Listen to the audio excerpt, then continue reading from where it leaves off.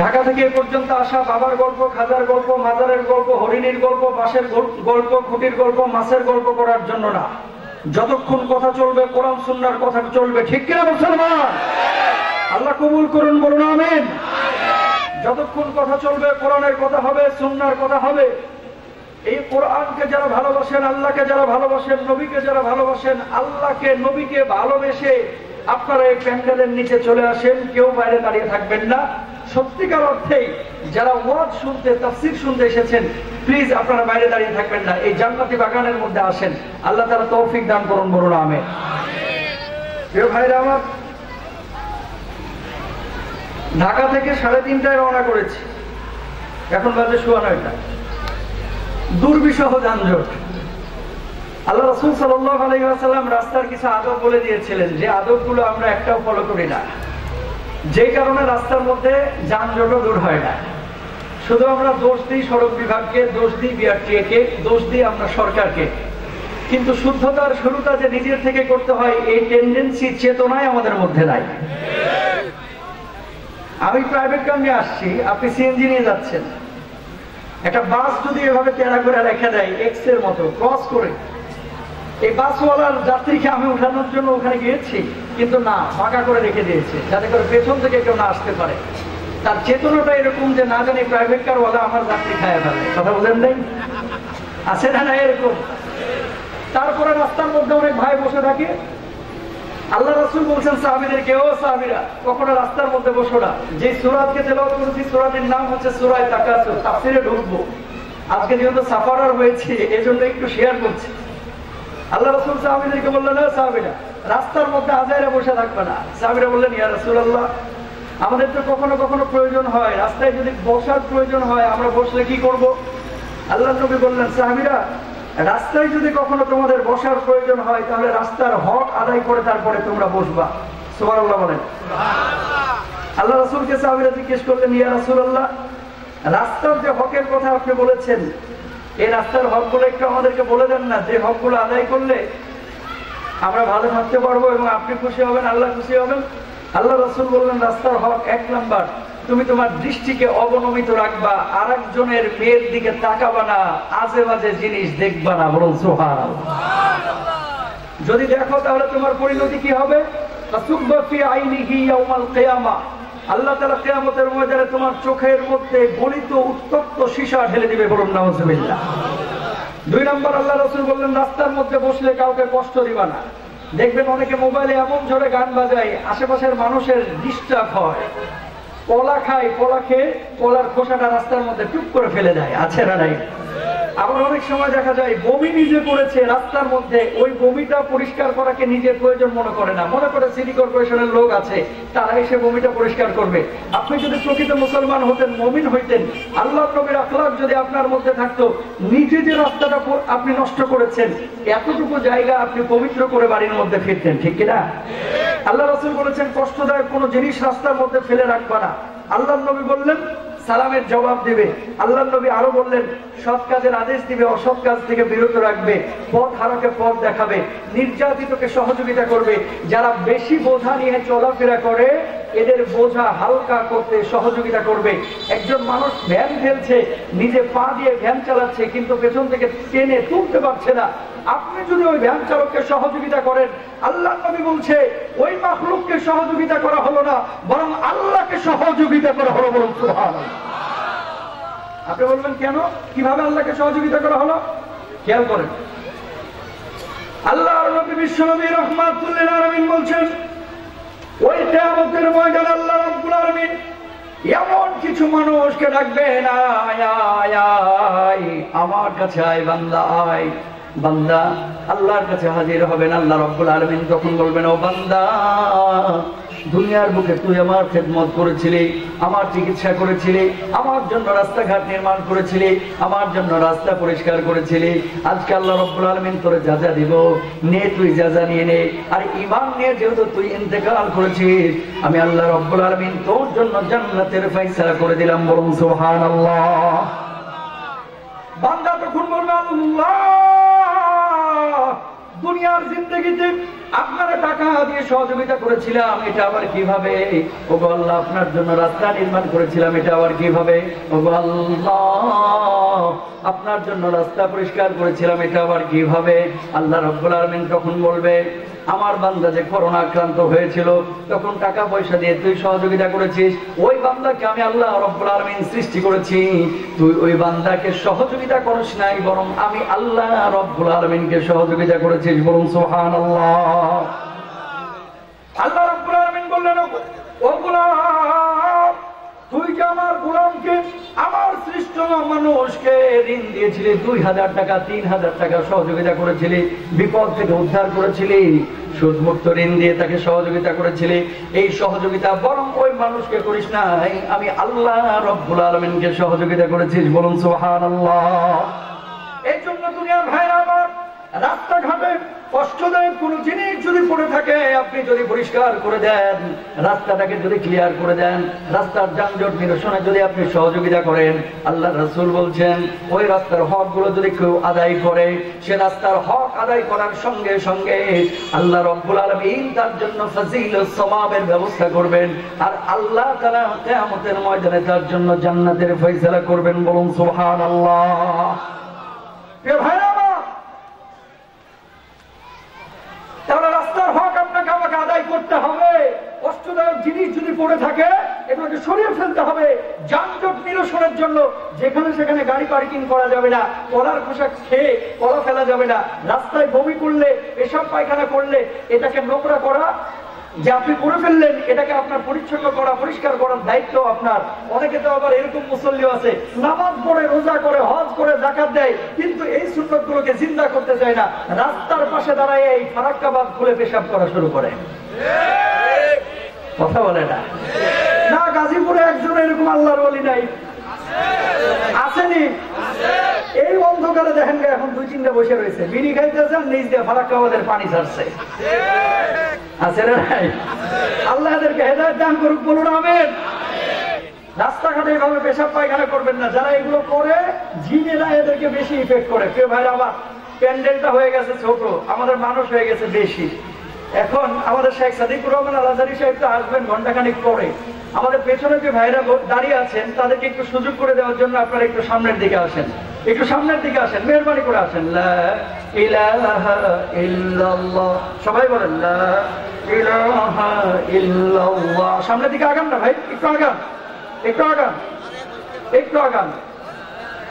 লা ইলাহা ইল্লাল্লাহ, সবাই বলেন, সবাই বলেন لا إله إلا الله لا إله إلا الله لا إله إلا الله। যাক, আল্লাহ তাআলা কবুল করুন। সবাই বসে যান, এবার সবাই বসে। আল্লাহ তাআলা কবুল করুন, বড় আমিন।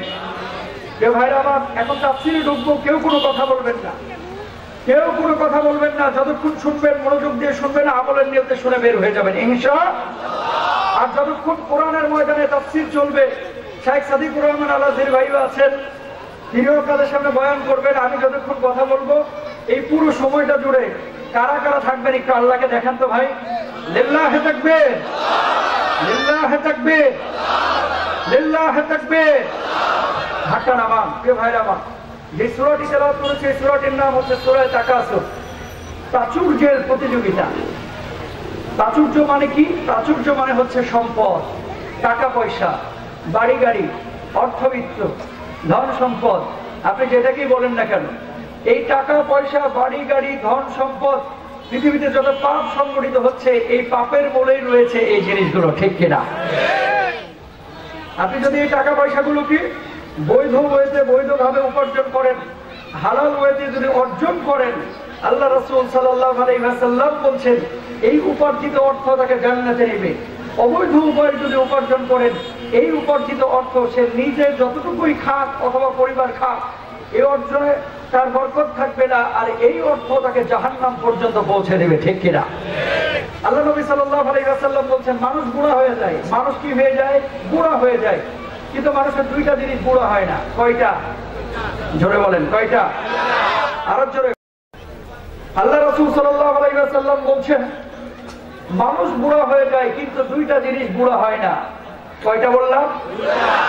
এক নম্বর হচ্ছে লোভ, দুই নম্বর হচ্ছে তার আশা আকাঙ্ক্ষা।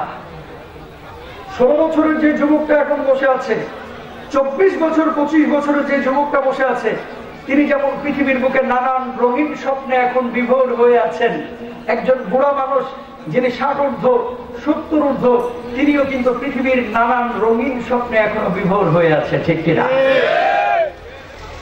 যুবক যিনি 24 বছরের, ওনার স্বপ্নটা হচ্ছে আমাকে ভালো চাকরি পেতে হবে, ভালোভাবে পড়াশোনা শেষ করতে হবে, বিসিএস ক্যাডার হতে হবে, ভালো একটা জায়গায় আমাকে পৌঁছাইতে হবে, এরপরে ভালো একটা মেয়ে বিয়ে করতে হবে। তার স্বপ্নের ধরনটা হচ্ছে একরকম। মুরব্বী যিনি আছেন, ওনার স্বপ্নের ধরনটা আর এক রকম। এখন তার বিয়ের চিন্তা নাই, এখন তার পড়াশোনার চিন্তা নাই, এখন তার চাকরি বাকরির চিন্তা নাই। এখন তার স্বপ্ন হচ্ছে আমার ছেলের দুগ্গা পোলা হয়েছে, আরেকটা হইলে ওই নাতিটা নিয়েও আমি একটু মজা করব। কথা বলেন না কেন? ওই বুড়া মানুষটা স্বপ্ন দেখে যে আল্লাহ তো 5 তলা বিল্ডিং বানানোর তৌফিক দিয়েছে, যদি আরে একটা 5 তলা রেখে দিতে পারতাম, 5 তলা আরেকটা হলো, আমার চিন্তা করে যদি আরেকটা হইতে পারতো, আরেকটা হয়েছে, আমার চিন্তা করে যদি আরেকটা বিল্ডিং হইতো। ওই বুড়া মানুষটা চিন্তা করে যে আমার 70 বছর হায়াত শেষ হয়ে গেছে, যদি আল্লাহ তাআলা আর 10টা বছর হায়াত দিত। তার মানে মানুষ একই, স্বপ্নের ধরন রং চেঞ্জ হয়ে যাচ্ছে বয়সের তারতম্যের কারণে। আল্লাহ নবী সাল্লাল্লাহু আলাইহি ওয়াসাল্লাম বলছেন, মানুষ বৃদ্ধ হয়ে যায় কিন্তু স্বপ্ন বৃদ্ধ হয় না। তার আশা আকাঙ্ক্ষা লোভ এগুলো জোয়ানের মতোই থাকে, সেগুলো সে চাইতে থাকে। আল্লাহ নবী বললেন, আদম সন্তানের একটা খারাপ চরিত্র আছে। সাহাবীরা বললেন, ইয়া রাসূলুল্লাহ, আদম সন্তানের খারাপ চরিত্র কি? আল্লাহর নবী বিশ্বনবী রাহমাতুল লিল আলামিন বললেন, লাউ কানা লিইবনে আদম ওয়াদিয়ান যাহাবিন, যদি আল্লাহ রাব্বুল আলামিন কোন আদম সন্তানকে একটি স্বর্ণের পাহাড়ের মালিক বানায়া দেয়, আহাব্বা আইয়াকুনা লাহু ওয়াদিয়ান, ওই আদম সন্তান চাইবে আল্লাহ রাব্বুল আলামিন যেন তার দুইটা স্বর্ণের পাহাড়ের মালিক বানায়া দেয়। বলুন নাউযুবিল্লাহ। আপনি একটু চিন্তা করে দেখেন, নিজে যখন টাকা পয়সা কামাই করতেন না, কলেজে পড়তেন, ইউনিভার্সিটিতে পড়তেন, বাবা আপনারা 20 টাকা দিত, 200 টাকা দিত, 300 টাকা দিত, এটা নিয়ে আপনি খুব খুশি হয়ে যেতেন। আজকে 3000 টাকা, 3 লক্ষ টাকা আপনার পকেটের মধ্যে পড়ে থাকে, কিন্তু ওই 300 টাকার মতো খুশি আপনি হন না, ঠিক কিনা? মানুষের উপার্জন বাড়ছে, টাকা পয়সা বাড়ি গাড়ি আল্লাহ রাব্বুল আলামিন বাড়িয়ে দিচ্ছেন, কিন্তু মানুষ আল্লাহমুখী হচ্ছে না। মানুষ দুনিয়ার মোহে পড়ে যাচ্ছে, টাকা পয়সার মোহে পড়ে যাচ্ছে, শুধু চাই চাই চাই। আল্লাহ রাব্বুল আলামিন যদি তাকে 1 লক্ষ টাকা বেতনের চাকরির ব্যবস্থা করে দেন, ওই মানুষটা চিন্তা করে আল্লাহ তাআলা আমারে কবে 2 লক্ষ টাকার মালিক বানাবেন। আবার মানুষটা চিন্তা করে কবে 3 লক্ষ টাকার চাকরির ব্যবস্থা হবে। আবার মানুষটা চিন্তা করে কবে আমার ঢাকায় একটা বাড়ি হবে, 2টা ফ্ল্যাট হবে, কবে আমার সুন্দরী স্ত্রী হবে। এইভাবে মানুষজন যখন আল্লাহ রাব্বুল আলামিনের কাছে ফরিয়াদ করে আর আল্লাহর কাছে আকাঙ্ক্ষাটাকে তুলে ধরে, আল্লাহ আপনি আমার সম্পদটা বাড়ায় দেন, 1 বাড়ি হলে 2 বাড়ি, 2 বাড়ি হলে 3 বাড়ি, 3 বাড়ি হলে 4 বাড়ি। মানুষ অস্থির হয়ে যায়, স্থির হতে চায় না। আল্লাহর নবী বলছেন, এই জন্য কোন মানুষকে আল্লাহ রাব্বুল আলামিন যদি একটা স্বর্ণের পাহাড়ের মালিকও বানায় দেয়, ওই মানুষটা চাইবে, ওই বনি আদম চাইবে আল্লাহ যেন তারা 2টা স্বর্ণের পাহাড়ের মালিক বানায় দেয়।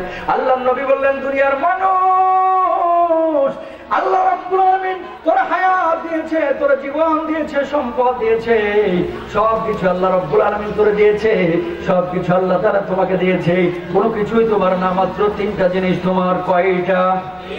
আরো জোরে। 3টা জিনিস আপনার, কোনো কিছুই আপনার না। আপনি বলছেন বাড়ি আপনার না, গাড়ি আপনার না, টাকা পয়সা আপনার না। আল্লাহ নবী বলছেন 3টা তোমার, যে 3টা জিনিসের ব্যাপারে তুমি দাবি করতে পারো যে জিনিসগুলো আমার। সাহাবীরা বললেন, ইয়া রাসূলুল্লাহ, কোন 3টা জিনিস আমার, একটু বলেন না। এবার আল্লাহ নবী বললেন, 1 নাম্বার যেটা তোমার, সেটা হচ্ছে যে খাদ্য বস্তু তুমি গ্রহণ করেছো, খেয়ে হজম করে ফেলেছো, এটা তোমার। আল্লাহু আকবার। টাকা আপনার পকেটে আছে, ধরেন 2 লাখ, আপনি খাইতে পারেন না। গাজীপুরে সিটির মধ্যে আপনার 10টা বিল্ডিং, ভাড়া পান 10 লাখ প্রতি মাসে। ডাক্তার বলেছে, কাকা 1 কাপের বেশি ভাত খাইতে পারবেন না, লাভ আছে। বলেছে, কাকা আপনি গরুর গোশত খাইতে পারবেন না, কাকা আপনি মিষ্টি খাইতে পারবেন না, কাকা আপনি গরম কিছু খাইতে পারবেন না। ভুল বশত মন চাইছে বউ মুখের মধ্যে একটা গরুর গোশতের টুকরো তুলে দিয়েছে, দেখা গেছে পেটে যাওয়ার সঙ্গে সঙ্গেই যেন বজ্রাঘাত শুরু হয়ে গেছে, মেঘমালার মতো শব্দ তৈরি হয়ে গেছে। আছে না নাই? হজম করতে পারে না। আল্লাহর নবী বলছে যে জিনিসটা তুমি খেয়েছো, খাওয়ার পরে হজম করে ফেলেছো, এটা তোমার আর তোমার পকেটের মধ্যে যা আছে, ব্যাংক ব্যালেন্স যা আছে, তোমার জন্য যে সমস্ত সম্পদগুলো আল্লাহ তাআলা লিখে দিয়েছে, নির্ধারণ করে দিয়েছে, যতক্ষণ ভক্ষণ না করবা সেগুলো তোমার না। কেন? খেয়াল করে দেখ, আপনার এই গাজীপুর সিটির মধ্যে 20 কোটি টাকার সম্পদ আছে, কিন্তু আপনি আজকে রাত্রে মারা গেলেন, আপনার ইন্তেকাল হয়ে গেল, ওই সম্পদগুলো কিন্তু আপনার সম্পদ থেকেই যাবে। সম্পদ ভোগ করবে আপনার সন্তান, সম্পদ ভোগ করবে আপনার স্ত্রী, সম্পদ ভোগ করবে আপনার মেয়ে, সম্পদ ভোগ করবে আপনার বাপ মা যদি জীবিত থাকে, ঠিক কিনা? আপনি কবরে থাকবেন, ওই সম্পদ সন্তান সৎভাবে ব্যবহার করবে না কেউ অসৎভাবে ব্যবহার করবে, আল্লাহ ছাড়া কেউ জানে না। সুতরাং কেউ যদি ওই সম্পদকে হালাল ভাবে ব্যবহার করে আপনি প্রতিদান পাবেন, কিন্তু সন্তান বিপদগামী হয়ে যদি সম্পদগুলোকে নষ্ট করে, বাপের শিক্ষা যদি না দেওয়া থাকে, তাহলে সেই বাপ আল্লাহর আদালতে দাঁড়াবে, ঠিক কিনা? পৃথিবীর বুকে সবচেয়ে বড় সম্পদ হচ্ছে আপনার সন্তান। সন্তানকে সুশিক্ষায় শিক্ষিত করবেন, দিন শিখাবেন, আল্লাহকে চিনাবেন, ওই সন্তান আপনারা জান্নাতে নেবে। আর সন্তানকে যদি আপনাকে যারা হত্যা করেছে এদের মতো কুলাঙ্গার বানান, আল্লাহর আদালতে আপনারা দাঁড়াইতে হবে। কারণটা কি? কারণটা কি? আল্লাহ নবী কি বলছেন খেয়াল করুন, কুল্লুকুম রায়িন ওয়া কুল্লুকুম মাসউলুন আন রাইয়াতিহি, তোমাদের মধ্যে প্রত্যেকেই দায়িত্বশীল, প্রত্যেকেই তার দায়িত্বের ব্যাপারে জিজ্ঞাসিত হবে। আপনি মনে করছেন বাচ্চা জন্ম দিয়ে দিয়েছেন, টাকা পয়সা আপনার আছে কম বা বেশি, লাগবে না, টাকা পয়সা আপনার আছে কম বা বেশি, বাচ্চা জন্ম দেওয়ার পরে বাচ্চা টাকা যাচ্ছে আপনি দিয়ে দিচ্ছেন, বাচ্চা যেখানে খুশি সেখানে যাচ্ছে আপনি পারমিশন দিয়ে দিচ্ছেন, বাবা হিসাবে আপনি কোনো টেক কেয়ারই করলেন না, সন্তানকে দিন শিখালেন না, মানুষের অধিকার সম্পর্কে আপনি জ্ঞান শিখালেন না, মানুষকে ঠকাইতে হয় না, মারতে হয় না, কোপাইতে হয় না, কাটতে হয় না, এই শিক্ষা আপনি দিলেন না।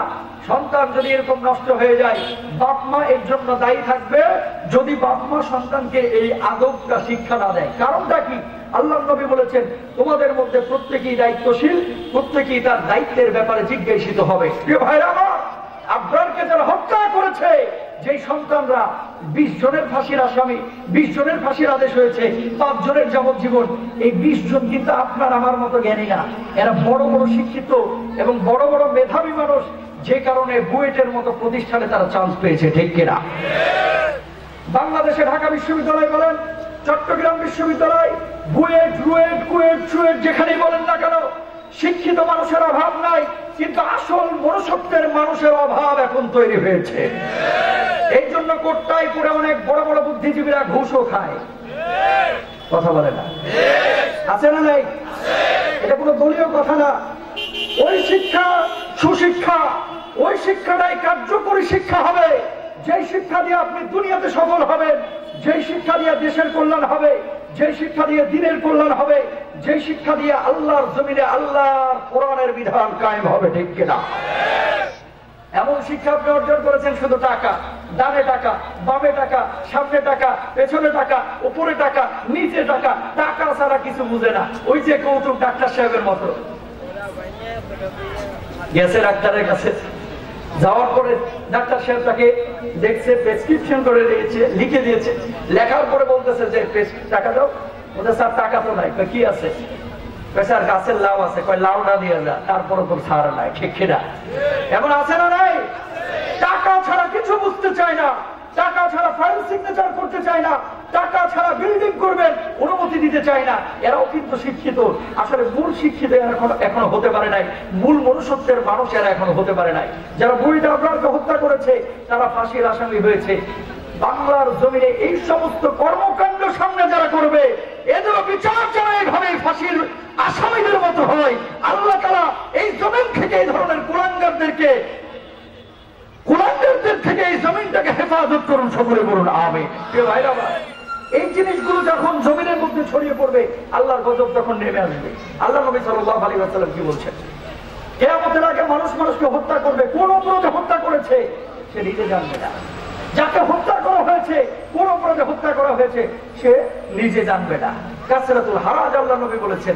দেখেন বর্তমানে বর্তমান সময়ে অনেক মানুষকে এভাবে হত্যা করছে। আবরার ফাহাদের মা তার বাবাকে আল্লাহ তাআলা সবরে জামিল দান করুন, বলুন আমিন।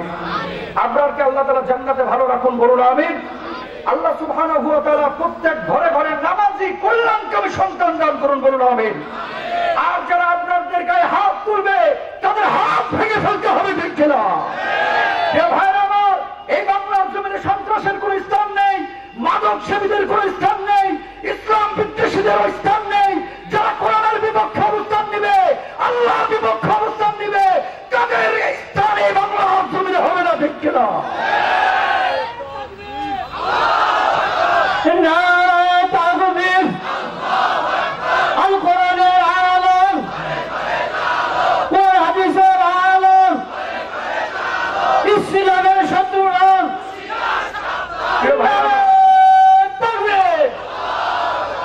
ভাইরা আমার, সন্তানকে সুসন্তান বানাইতে হবে। সন্তান ঢাকা বিশ্ববিদ্যালয়ে পড়ে, বুয়েটে পড়ে না মাদ্রাসায় পড়ে এটা দেখা যাবে না।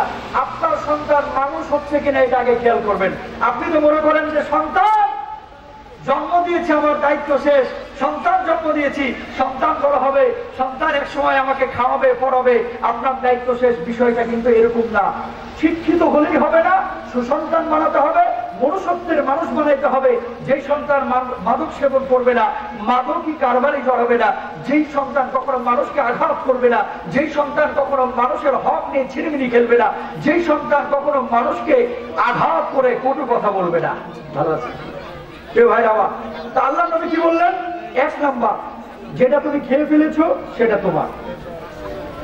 এরপরে 2 নম্বরে বিশ্বনবী রাহমাতুল লিল আলামিন বলছেন, যে পোশাক তুমি পরিধান করেছো, এই পোশাক পরিধান করার পরে ছিঁড়ে গেছে, ফেটে গেছে, এটা তোমার।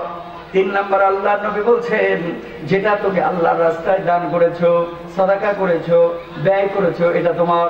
যেটা আপনি খেয়েছেন, এটার স্বাদ আপনি পেয়েছেন, যেটা আপনি পড়েছেন, এটার অনুভূতি আপনি অনুভূত করেন, এটার অনুভব আপনার অনুভূত হয়েছে। আবার যেটা আপনি দান করেছেন, এটা আল্লাহ রব্বুল আলামিনের ব্যাংকে জমা হয়ে গেছে।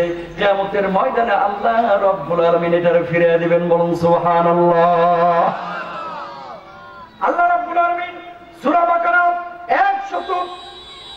245 নম্বর আয়াতের মধ্যে বলছেন, মানদাল্লাযী ইউকরিদুল্লাহা করদান হাসানান ফায়ুদাইফাহু লাহু আদআফান কাসীরা ওয়াল্লাহু ইয়াকবিতু ওয়া ইয়াবসুতু ওয়া ইলাইহি তুরজাউন।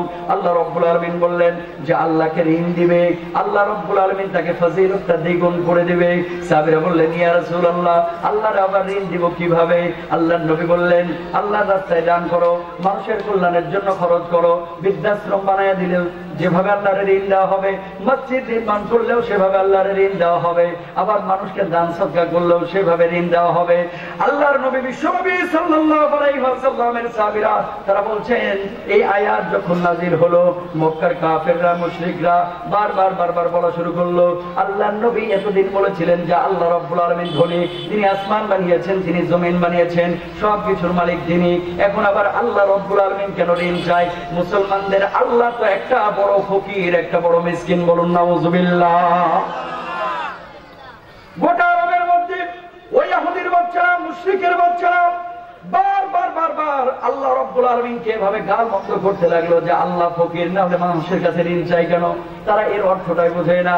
আল্লাহর নবীর পাশে আবু বকর সব সময় থাকতেন। আল্লাহর নবীর সুখের সময় আবু বকর ছিলেন, দুঃখের সময় তো আল্লাহর নবীর পাশে আবু বকর ছিলেন।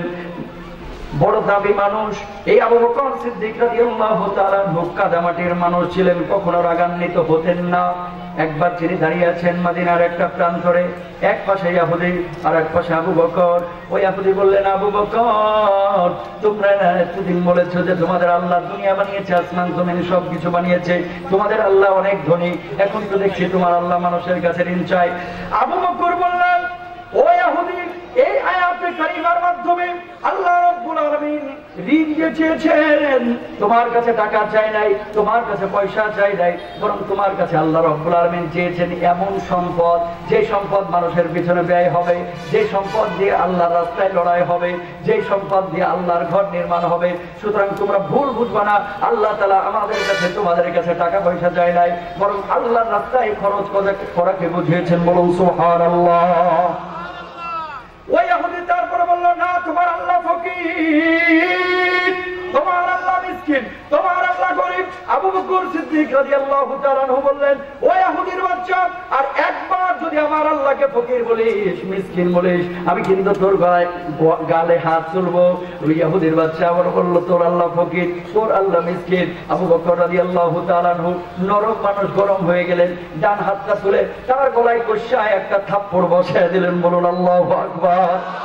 এবার ইহুদি দৌড়ে গেলেন আল্লাহর নবীর কাছে, যাওয়ার পরে বললেন, ইয়া রাসূলুল্লাহ, ইয়া হাবিবাল্লাহ, আপনার আবু বকর তো আমাকে আঘাত করেছে, ওগো নবীজি আপনি এটার বিচার করেন। আল্লাহর নবী বললেন, তুমি আবু বকরের ব্যাপারে মিথ্যা কথা বলবা না, আমার আবু বকর কখনো কাউকে এভাবে মারতে পারে না। ওমরের কথা যদি তুমি বলতে আমি বিশ্বাস করতাম, কিন্তু আবু বকরের কথা আমি বিশ্বাস করতে পারবো না। বললো, আপনার আবু বকরকে ডাকেন। আল্লাহর রাসূল আবু বকর রাদিয়াল্লাহু তাআলা আনহুকে ডাকলেন। ডাকার পরে বললেন, ইহুদিকে কি তুমি মেরেছো? আবু বকর বললেন, ইয়া রাসূলুল্লাহ, ইয়া হাবিবাল্লাহ, আমার আল্লাহকে গাল মন্দ করেছে, আমি আবু বকর সহ্য করতে পারি নাই, আমি আবু বকর সহ্য করতে পারি নাই। ও আল্লাহর নবী, এই জন্য আমি তার গলায় হাত তুলেছি, গালে হাত তুলেছি। আল্লাহর নবী বললেন, আবু বকর তুমি তার গালে হাত তুলেছো।